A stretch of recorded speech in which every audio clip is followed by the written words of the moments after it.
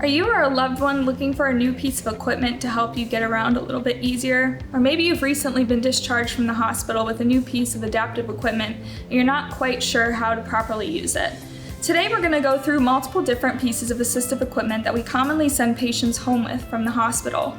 We're going to talk through proper fit, how to properly use that equipment, and how you should be using them to get around the community. A single point cane is going to be the least restrictive but least stable option for our assisted devices that we'll talk through today. The cane is a great option because it can be transported easily, fitting nicely in the car, or you can get it onto a bus or any other community transportation that you're taking. Find a natural pace to walk at, trying to avoid dragging the cane along the floor.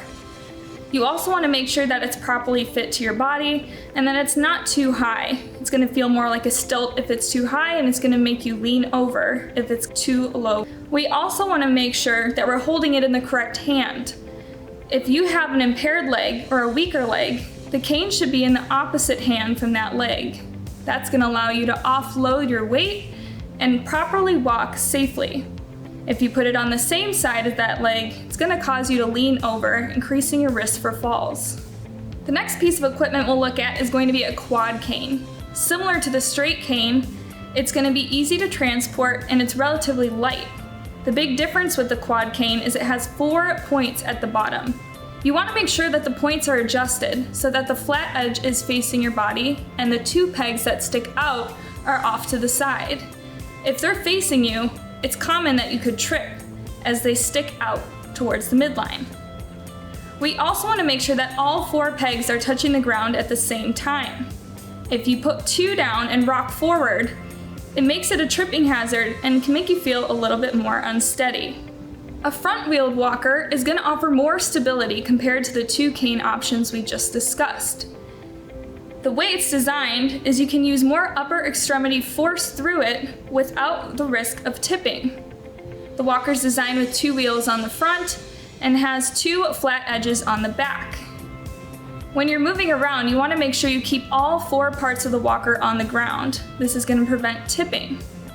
You also want to make sure that you're not putting too much pressure through your hands and that you're keeping your feet within the center of the walker.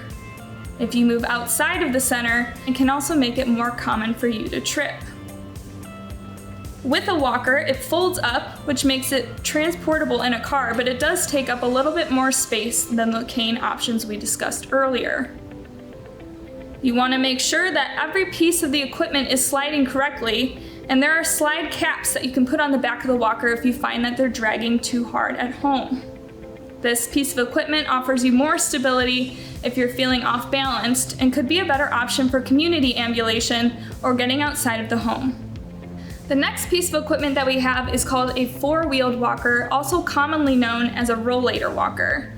This walker is very popular because it allows you to go at a bit more of a natural walking pace. Its 4-wheel design reduces friction as you're walking over different surfaces. This is a great option, but it also poses you at risk of tripping or if the walker moves too quick for your natural walking pace. It has 2 brakes. It has a temporary brake and it also has a permanent brake. For the temporary brake, you can squeeze your hands up, similar to the brake on a bike. For a permanent brake, you're going to push down on the brake handles. This locks them in place. Another great feature of the 4-wheeled walker is the seat. If you're someone who likes to go out into the community but fear you may get too tired as you're moving around, the seat on the front would allow you to sit down and take a rest. An important thing to note though is that you want to make sure the walker is pushed up against a surface. This allows it to stay in place and reduces the risk of it still moving. Because even though those permanent brakes might be on, when those are on, it acts more like the front-wheeled walker we discussed earlier, and it can still roll away. Another nice feature of this walker is the large wheels on the front. This can make it more mobile over thick surfaces such as carpets, grass, or other uneven terrain. This also is at risk for rolling away for you quicker because the wheels are larger and they'll move at a quicker pace going downhill. So something to consider as you're moving around. To summarize what we've discussed so far, 4 common assisted device options, the first of which being the single point cane, which is going to be the least stable but the least restrictive option, and is a good pick if you're just feeling a little bit unsteady. We have the quad cane, which offers a little bit more stability with the 4-pronged base and is easy to transport, similar to the straight cane. However, both of those cane options are not great if you lack core stability or feel very unsteady or like you're going to tip over.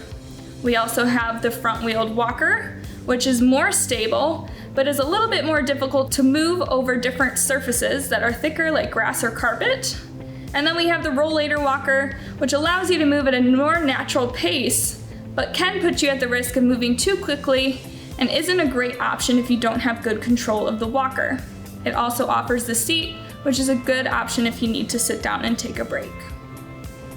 If you find that you're getting really tired as you leave the home or go out into the community and you're worried that one of these 4 devices won't get you the distance, another option that people considered is a transport chair. The transport chair often has removable arms, which makes it easier to get in and out of, and it also often has leg rests. Now, the transport chair isn't designed to be used over long distances. It often doesn't have the padding or the seat material required to offload pressure. So a transport chair should just be used to get from point A to point B and shouldn't be something you're sitting in for long periods of time. The last thing we'll discuss is fitting your assisted device. Now, all 4 devices we've talked about today are most often adjustable, but this is something that you should consider before you purchase a cane or a walker. There are some varieties, such as a solid cane, that won't be adjustable, and instead you'll have to focus on a measurement. Now, the measurement we're going to be focusing on is the distance from the point where your wrist bends when it's straight down by your side. So we'll put our arms straight by your side, find the point where your wrist would bend, and that should be where the handles of the assisted device falls. Again, if it's too high, it might feel more like a stilt, and it could give you bad body mechanics that lead to other pains or injuries. If it's too low, it puts you at a risk of leaning over, which then increases your risk of falling. To adjust it, most of the assisted devices have little tabs on the side. Often you have to twist the bottom of the cane or the walker to unlock, and then you can slide the tabs up and down. Adjust it to the height that best fits your arm, and then give it a test drive. The device that you should pick should be the one that offers you the correct amount of stability, balance, and allows you to mobilize safely as you're moving around your home or your community. You should also consider what type of surface you're going to be going over, how far you're going to be traveling, and if you need an option to sit and take a break.